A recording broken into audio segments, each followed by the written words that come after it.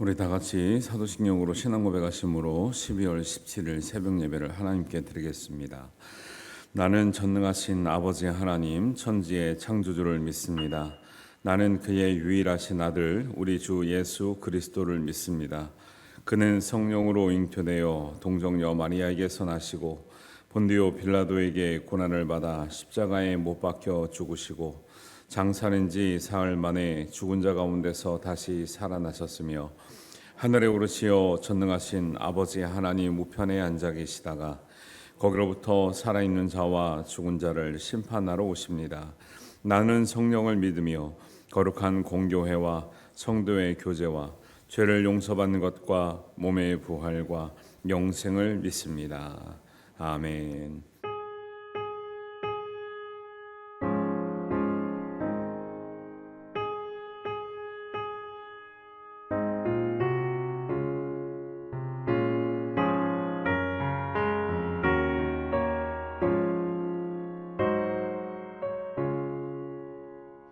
내 평생에 가는 길 순탄하여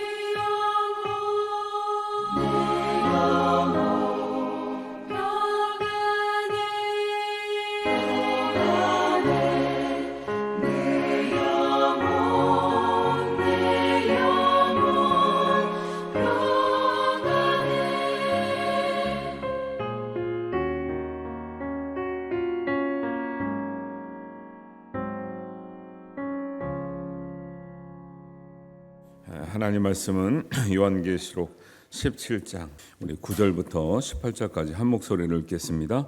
지혜 있는 뜻이 여기 있으니 그 일곱 머리는 여자가 앉은 일곱 산이요 또 일곱 왕이라 다섯은 망하였고 하나는 있고 다른 하나는 아직 이르지 아니하였으나 이르면 반드시 잠시 동안 머무르리라. 전에 있었다가 지금 없어진 짐승은 여덟째 왕이니 일곱 중에 속한 자라. 그가 멸망으로 들어가리라. 내가 보던 열 뿔은 열 왕이니 아직 나라를 얻지 못하였으나 다만 짐승과 더불어 임금처럼 한동안 권세를 받으리라. 그들이 한 뜻을 가지고 자기의 능력과 권세를 짐승에게 주더라. 그들이 어린 양과 더불어 싸우려니와 어린 양은 만유의 주시오 만왕의 왕이시므로 그들을 이기실 터이요 또 그와 함께 있는 자를 곧 부르심을 받고 택하심을 받은 진실한 자들도 이기리로다. 또 천사가 내게 말하되 내가 본 바 음녀가 앉아 있는 물은 백성과 무리와 열국과 방언들이니라. 내가 본 바 이 열뿔과 짐승은 음녀를 미워하여 망하게 하고 벌거벗게 하고 그의 살을 먹고 불로 아주 사르리라. 이는 하나님이 자기 뜻으로 할 마음을 그들에게 주사 한 뜻을 이루게 하시고 그들의 나라를 그 짐승에게 주게 하시되 하나님의 말씀이 응하기까지 하심이라. 또 내가 본 여자는 땅의 왕들을 다스리는 큰 성이라 하더라. 아멘. 미리 광고를 드립니다. 생명의 말씀을 보면은 다음 주에 성탄절 앞을 두고 성탄의 말씀이 있는데 그때가 그 막 요한계시록 가장 막 하이라이트인 막 20장 뭐 거의 진도를 나가더라고요. 그래서 제가 그 말씀을 안 하고 계속 그 주말에 못했던 부분, 그다음에 그 다음 주에 못할 부분을 땡겨 가지고 진도를 계속 요한계시록 할 테니까 관심 있는 부분들은 그렇게 참여하시면 됩니다. 그래서 다음 주는 생명의 말씀대로 진도가 안 맞고 그 주말 했던 거 하고 뒤에 해야 할 걸 당겨서 하고 이러기 때문에 요한계시록을 계속 한다는 말씀을 드려요. 열심히 참석하시기 바랍니다. 17장은 큰 음녀에 관한 내릴 심판에 관해서 말씀하고 있는데 이게 우리가 이제 계시록을 봤을 때 정통의 말씀을 자꾸 들어야 된다는 이유가 계시록의 부분을 가지고 계속 왜곡하거든요. 이상한 집단들이. 근데 그거를 들었을 때 이상하다고 여겨야 되는데 이상하다고 여기지 못하는 게 문제라는 거예요.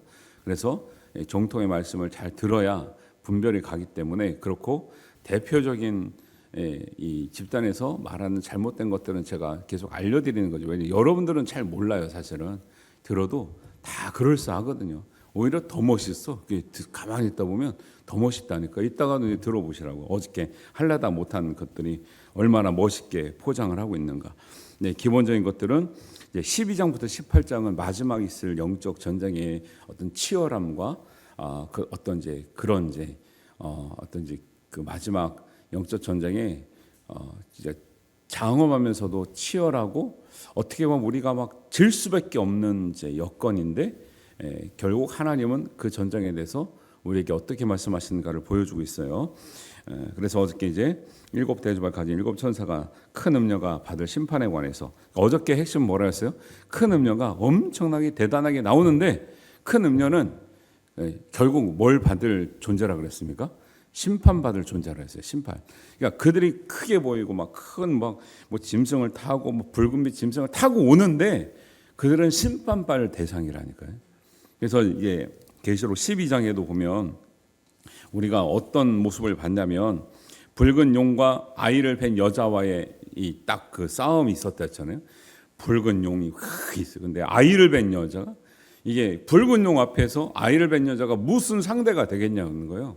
그렇죠? 그래서 핍박도 받고 이 짐승이라고 상징되는 이 사탄의 어떤 영적 전쟁들이 아무런 힘이 없는 아이를 뵌 여자를 핍박하고 죽이려고 하지만 그 여자에게서 남자아이가 태어나고 그 남자에게서 태어난 사람들이 이 믿음의 자손들이 되는 거거든요. 지는 것 같지만 결국 누가 이기는 거예요? 아이를 뵌 여자의 후손들이 이긴다 이 얘기를 하고 있고 오늘도 이제 뒤에 보면 7머리, 7뿔, 10왕들이 나와요. 연합국가가 있어요. 연합해서 왕들이 연합해가지고 거대한 국가를 내서 거대한 군대를 가지고 딱 있는데 그 상대하는 그 우리의 믿음의 측은 선수가 누구냐면 어린 양이라니까요. 10왕의 연합군과 어린 양 하나 상대가 돼야 안 돼요. 안 되는데, 그러니까 눈으로 보면 안 되는데 결국 하나님은 누가 이기게 하신다는 거예요? 연합 그 10왕의 군대를 이기게 하신다는 거예요? 어린 양이 이기게 하신다는 거예요? 어린 양이 이긴다는 거예요. 눈으로 보는 게 전부가 아니다. 귀로 듣는 게 전부가 아니다. 그러니까 어린 양이 이긴다는 건 상식적이지 않잖아요.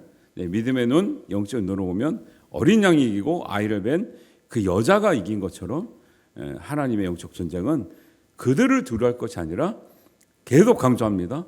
우리가 어떤 사람이 되어야 마땅한지를 기준을 가지고 살아가는 게 중요하다. 오늘도 이제 읽었던 9절부터 18절까지 말씀 중에 핵심이 14절입니다. 14절이 뭐냐면 그들이 어린 양과 더불어 싸우려니와 어린 양은 만유의 주요 만유의 왕이심으로 그들을 이기실 때 그들이 누군데요? 10뿔을 가진 10왕들이 연합군이에요. 그들을 이기실 터요 그와 함께 있는 자들 어린 양도 이겼지만 어린 양과 함께 있는 자들도 어떻게 된다? 이긴다라는 거예요. 어린 양과 함께한 사람이 누군데요? 우리잖아요. 우리는 군대와 함께하는 게 아니고 어린 양과 함께하는데 어린 양이 이기셨기 때문에 우리도 이긴다라는 거예요. 그래서 그와 함께 있는 자들 곧 부르심을 받고 택하심을 받은 자 진실한 자들도 이기리라. 마지막 때가 되면요 어떤 사람이 이겨요? 진실한 사람이 이겨요. 거짓말하고 속이고 불법을 행했던 사람 다 드러나. 마귀들이 그걸 이용해 먹어요. 여러분이 거룩하게 살수록 마귀는 참소하는 자가 돼요. 죄를 졌거든요. 속였거든요. 밖에 나가서는 말씀대로 안 살거든요. 계속 끌어내리는 거죠. 목사님들도 거기에 걸리는 거죠. 왜? 목회를 하는데 이게 그런 것이 당당하지 않으면 계속 끄집어내는 것에 걸리는 거예요. 뭐 장로님 마찬가지고 권사님 마찬가지고 그러니까 민망하니까 신앙생활 못하는 거예요. 왜? 그 자꾸 누가 사탄 마귀가 자꾸 끄집어내려고 하니까 죄를 짓고는 민망해서 교회 나가지 못하겠는 거죠. 민망해서 믿는다고 말을 못하겠는 거죠. 마지막 시대는 이렇게 된다라고 얘기를 하고 있는 거예요. 그래서 부르심을 받고 택하심 받은 사람들은 성도들인데 어떤 사람이 이겨요? 진실한 자들도 이기리라. 할렐루야. 그래서 여러분 진실하게 사셔야 돼요. 성실하고 진실하게 사는 것이 믿음의 힘인 줄 믿으시기 바랍니다. 이런 이야기를 가지고 있다. 그래서 이렇게 전개가 되는데 9절에 보세요. 9절. 왜냐하면 9절 10절 같은 이야기하기 때문에 9절부터 11절까지가 7머리에 관해서 이야기하고 있는데 여자가 앉은 7산이라 7머리는 하나님을 모독하는 그 짐승의 머리가 7머리라고 3절에도 나오죠. 그 다음에 10뿔도 3절에 나오는데 10뿔은 또 12절에 또 나오죠. 이것을 계속 풀어주는 거예요. 7머리는 여자가 앉은 하여튼 음녀, 그 심판받을 바벨론을 상징한다 그랬어요. 워낙 큰 권력을 가지고 믿는 사람들을 핍박하니까 이게 음녀라고 상징적으로 표현하고 있다. 큰 이제 우상을 섬기는 바벨론이나 음녀가 앉은 7산을 7머리라 그랬어요. 그러니까 이게 참 이게 이해하기 어렵죠. 근데 다 풀어주고 있거든요. 그 다음에 또 그 7머리, 7산은 또 7왕이라 7왕은 5은 이미 망했고 하나는 아직 망하지 않았고 또 하나는 뒤에 가면은 아직 이르지 않았다 이렇게. 이거를 이제 예를 들면은 정통 교단에서는 이단이라고 하기도 하고 접근 금지, 교류 금지라고 하는 이제 부류들이 있어요. 신천지, JMS 이런 거 말고도 신사도 운동하는 계열이거든요. 이 사람들은 이거를 7산을 여기에 보면 7산은 우리 정통적으로 어떻게 하냐면 유대인들이 이 외세의 침략을 당할 때마다 신앙을 지키기가 굉장히 어렵게 했던 외세의 세력들을 얘기해요. 예를 들면 애굽, 아수르, 바벨론, 메데바사, 헬라, 로마가 벌써 6개잖아요. 그러니까 5개는 이미 망했죠. 6번째 로마는 지금 이 시대에 있는 거죠. 사도 요한이. 7번째는 로마가 끝나면 계속 망해왔기 때문에 또 다른 나라가 등장하는데 아직 오지 않았다 이렇게 얘기하는 거예요. 근데 이거를 가지고 신사도에서는 어떻게 푸냐면 예수님이 이 땅에 재림하지 못하신 이유가 7개 영역에 관해서 우리가 다스리지 못했다라고 생각을 하는 거예요. 7개 영역을 어저께도 말씀드렸는데 종교, 가정, 교육, 정부, 미디어, 예술, 비즈니스, 모든 게 다 해당되는 거죠. 거기를 우리가 믿는 사람이 지배해야 예수님의 재림이 가능하다는 거예요. 그리고 이거를 우리가 지배해야 다 우리가 거기에 중심이 돼야 예수님의 재림을 앞당길 수 있다는 거예요. 우리도 그런 얘기 하죠. 우리가 예술 분야, 종교 분야, 교육 분야가 믿음으로 되면 얼마나 좋겠어요. 하려고 노력하죠. 근데 그렇게 하는 것이 예수님의 재림을 앞당길 수 있다는 근거가 성경에 나옵니까? 안 나오잖아요. 그러니까 여러분이 이게 들을 때 보세요. 맞는 것도 같고 안 맞는 것도 같단 말이에요. 이게. 예. 예수님의 재림을 어떤 방법으로도 우리가 땡길 수 있어요, 없어요? 없다니까요. 근데 땡길 수 있다고 얘기하잖아요.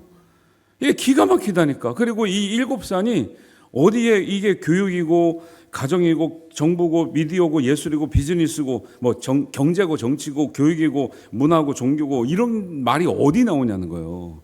안 나오는데 지금 현 시대를 보면서 주요 이 나라와 국가와 이 사람들을 끌어가는 영역이 7개 정도 있으니까 이거를 우리가 다스려야 된다 말하는 게 이게 가당치가 않다라는 거예요. 그리고 그걸 우리가 다스린다고 해서 예수님의 재림이 당겨지냐는 거예요. 그게 엄청난 얘기라는 거예요. 예수님의 재림을 막 우리가 당겼다가 늦췄다가 이래요? 이거 큰일 날 소리 하는 거예요. 예. 그러니까 이걸 얘기하면서 또 이제 강조하는 게 그래서 우리가 그 영역을 다스리려면 뭐가 있어야 된다? 돈이 있어야죠, 돈이. 그래서 그게 통해서 말하는 게 뭐냐면 자꾸 그 재정 강의하면서 믿는 사람들의 부자론을 얘기해요. 우리가 권력도 갖고 돈도 가져야 이 모든 7개 영역을 다스릴 수 있으니 우리가 다 힘도 돈도 다 가져야 된다. 이렇게 얘기하면서 믿는 사람들은 부자가 되는 게 하나님 뜻이라고 얘기해요. 맞는 것 같아요, 안 맞는 것 같아요? 여러분 부자 되라면 누가 싫어할 사람 있어요, 그렇죠? 근데 그 부자 돼서 결국 가져오라는 거거든요. 이게 맞는 듯 하나 안 맞죠. 우리가 부자로 사는 게 죄는 아니에요. 근데 우리가 신앙의 목적이 부자 되기 위해서 산다고 하면 예수님의 뜻과 거의 안 맞는 거죠. 예수님이 그러면 돈 가지고 사역하셨어요? 아니죠. 예수님 믿음으로 정말 이 선함으로 그런 걸로 하셨는데 어떻게 이 후대 사람들은 성경을 보면서 예수님과 정반대되는 얘기를 하면서 그렇게 멋있게 해가지고 사람들 다 끌어가냐 이거. 그러니까 그 권위가 자기네들한테 안 나오니까 이 사람들은 또 뭐라 하냐면은 지금 목사님들 교회들은 다 낡았다는 거예요. 자기네들이 세부대래. 또 기가 막힌다니까. 그럼 어떻게 더 세부되냐? 우리는 왜 낡았냐? 영적 권위가 없다는 거야. 영적 권위를 받으려는 거 어떻게 해요? 자꾸 신비적인 체험을 너무 강조하는 거예요. 우리도 신비적인 체험이 있긴 있죠. 하는 걸 반대하지 않아요. 근데 너무 지나치고 불건전한 신비주의를 강조해요. 심지어는 그게 원류가 이제 미국에서 이제 오는 건데 우리가 이제 하여튼간에 미국에서 이제 오는 건데 거기는 집회할 때 하나님이 이 영이 임하시면 막 짐승 소리 내도 하나님의 영이 임하셨다 그런다니까. 막 개 소리, 막 짐승 소리, 어떤 사람 막 뱀처럼 막 이러고 다녀. 이걸 집회할 때 하면서 이게 하나님 영이 임하셨다는 거야. 정말 정신 나간 소리 하는 거죠. 그리고 그 감동을 받으면 막 쓰러지기도 하고. 저도 입신도 체험도 해보긴 해봤는데 그게 날마다 집회 때마다 그런 걸로 자꾸 권위를 세우려고 그런다고. 그러면 그 가르친 사람은 신학도 안 하고 뭐도 안 해요. 일부러. 왜? 필요 없다 이거야. 이미 기성 이 교회에 이 가르치는 것 제도적인 건 필요 없다는 거예요. 그래서 받는 게 뭐냐면 기도하다가 그렇게 큰 영적 체험한 사람들이 저번에 말했죠. 사도요, 복음 전환자요, 선지자요, 복음 전한 자요 목사와 교사로 했으니 기도하다가 이거는 이제 한국식인 것 같은데 기도하다가 강력하게 손이 꼬부러지는 대로 하나님께서 영적 권위를 주었다는 거야. 아니 우리나라에서 실제로 그렇게 합니다 지금. 그러면 여기서 사도가 된 사람들은 목사 뭐 될 필요도 없고 신학할 필요도 없고 자기네끼리 안수 주고 세워서 사도요, 뭐 복음 전환자요, 선지자요, 목사와 교사로 막 세워. 그리고 우리 보고 종교의 영에 사로잡힌 사람들이래. 기존의 목사님들을. 기가 막히다니까요. 기가 막혀요. 그리고 그 영적 권위를 하기 위해서 모든 게 다 귀신이야. 예. 뭐 미움 귀신, 뭐 음란마귀, 뭐 미움마귀, 뭐 별마귀가 다 있죠. 그냥 가난의 영, 종교의 영, 뭐 우울의 영, 더러움의 영, 질병의 영, 음란의 영, 뭐 모든 게 영적이야. 그 영적인 것 같아요? 그게 왜곡하는 거, 왜곡하는 거. 우리는 깨끗한데 뭐 영이 거의 뭐 음란의 영, 뭐 가난의 영, 거짓, 뭐 가난한 것도요. 가난의 영, 마귀가 와서 가난을 주고 있다는 거예요. 그럼 예수님은 제일 가난하셨는데 그러면 예수님은 그럼 가난의 영에 찌들린 사람입니까? 말이 안 되잖아요. 오히려 예수님은 가진 것을 다 나누고 비우라. 초대교인들은 은혜 받으면 비웠단 말이에요. 근데 왜 가난의 영이 마귀가 주는 것이고 모든 질병이 마귀가 주는 것이고 이게 해석이 안 되거든요. 근데 그렇게 얘기해. 그러니까 걔네 집에 가면 맨날 귀신 쫓는 것만 하는 거야. 집에 가면은. 그러면서 막 나갔다 막 좋아하고 이런 거죠. 예수님도 귀신 쫓으셨죠. 근데 그것을 장사치처럼 하신 게 아니에요. 정말 구원의 복음을 전하기 위해서 꼭 필요하실 때 하나님 영광을 드러내기 위해서 하셨지. 그거 그냥 조금 이상하다고 막 무슨 영이 들렸다고 하면서 막 그렇게 하신 게 아니란 말이죠. 그리고 성경에 약간 그런 영이라고 표현된 말이 있는데 모든 게 그런 영적으로 말만한 게 아니라 나는 깨끗한데 영이 들어와서 문제가 있는 게 아니고요. 그게 나의 죄성이죠. 죄성. 나의 죄가 온전치 깨끗하게 해결되지 않았기 때문에 내가 죄의 미혹을 받는 거지. 나는 거룩한데 나는 안 하고 싶은데 갑자기 영이 들어와서 나를 억지로 끌고 가게 해요. 그리고 그거는 믿는 사람에게는 더 불가능한 거죠.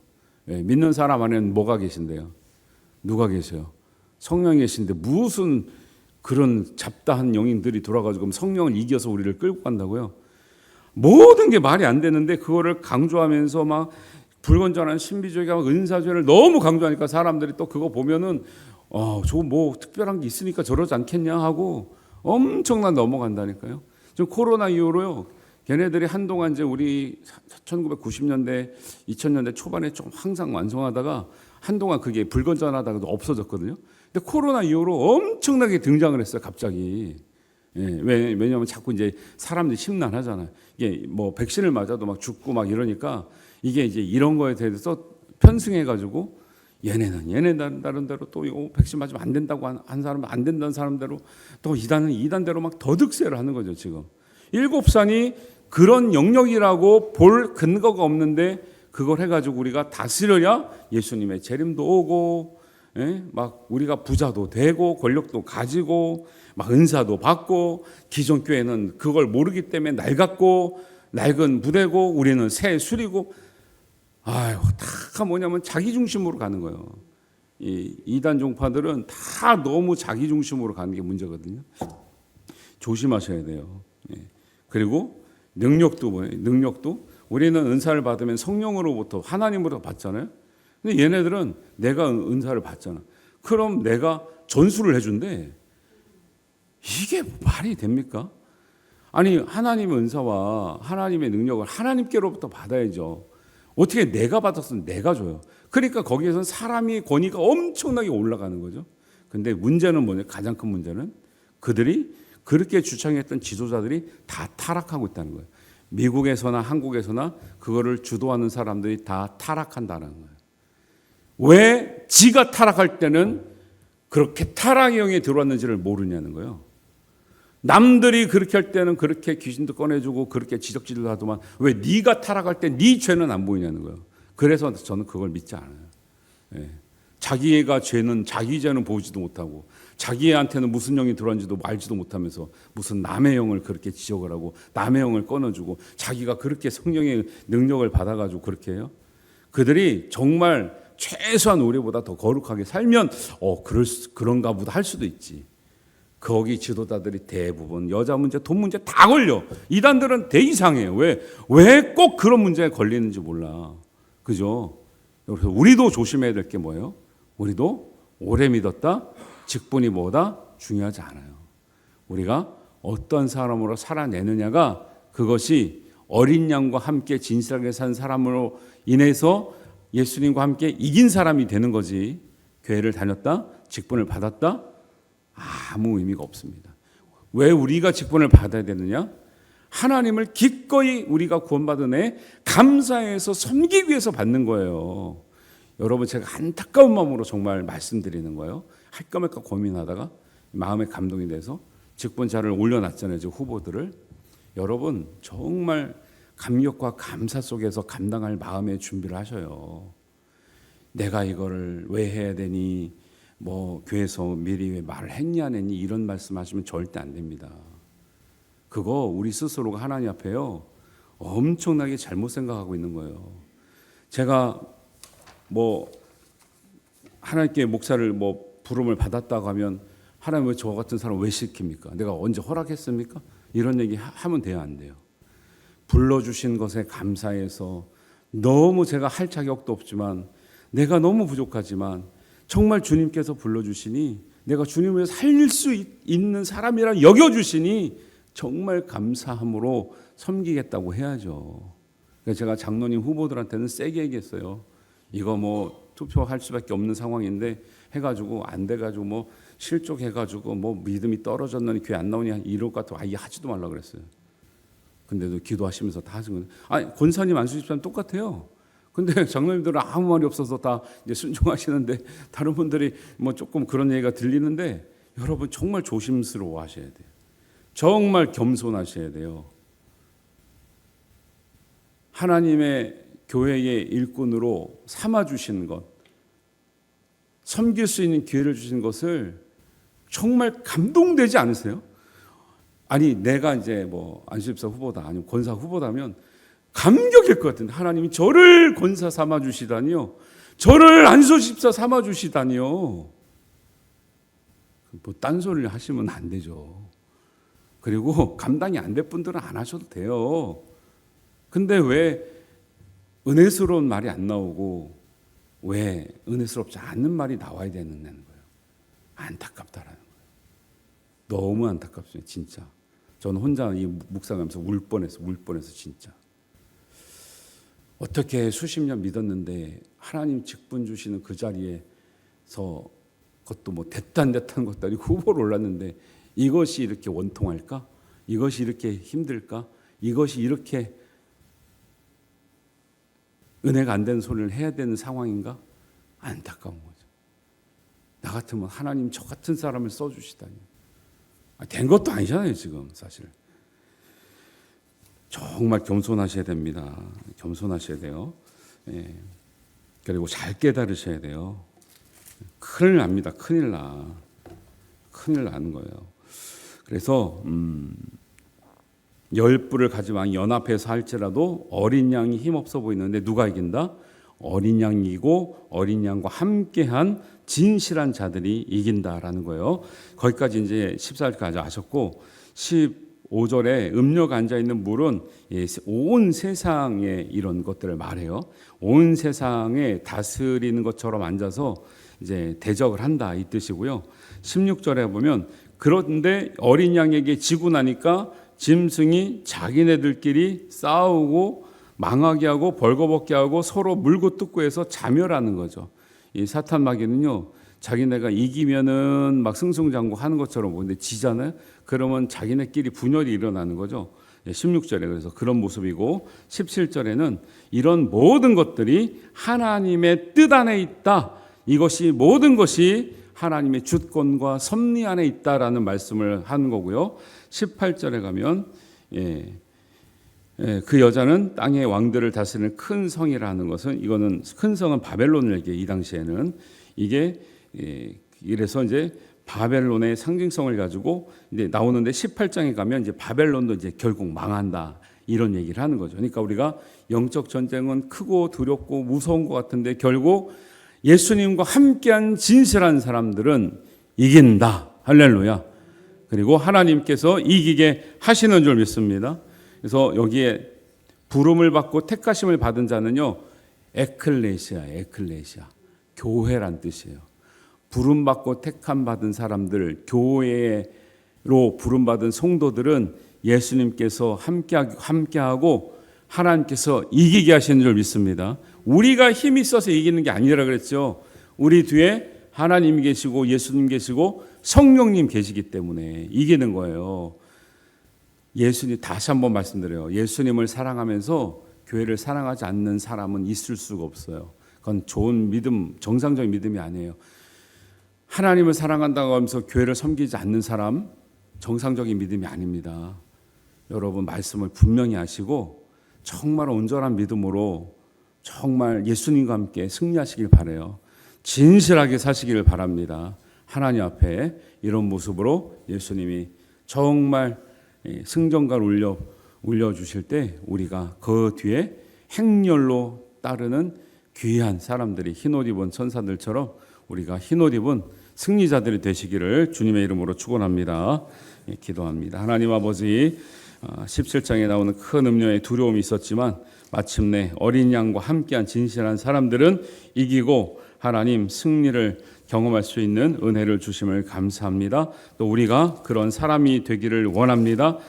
헛되게 해석해서 우리를 미혹하고 우리를 다른 데 힘을 쏟게 하고 교회를 떠나게 하고 교회를 망치게 하는 어떤 사람들의 미혹이 아니라 바른 말씀을 깨달아 하나님의 몸된 교회를 사랑하고 예수님의 몸된 교회를 사랑하고 성령님께서 인치신 교회를 사랑하고 우리도 교회되며 부름받으며 택함받은 사람 되게 하여 주시옵소서. 끝까지 우리가 이 믿음을 지켜 승리하는 하나님의 백성 되게 하여 주시옵소서. 하나님께서 이루실 줄 믿사오며 예수님의 이름으로 기도하옵나이다. 아멘. 하늘에 계신 우리 아버지, 아버지의 이름을 거룩하게 하시며 아버지의 나라가 오게 하시며 아버지의 뜻이 하늘에서와 같이 땅에서도 이루어지게 하소서. 오늘 우리에게 일용할 양식을 주시고 우리가 우리에게 잘못한 사람을 용서하여 준 것 같이 우리 죄를 용서하여 주시고 우리를 시험에 빠지지 않게 하시고 악에서 구하소서. 나라와 권능과 영광이 영원히 아버지의 것입니다. 아멘.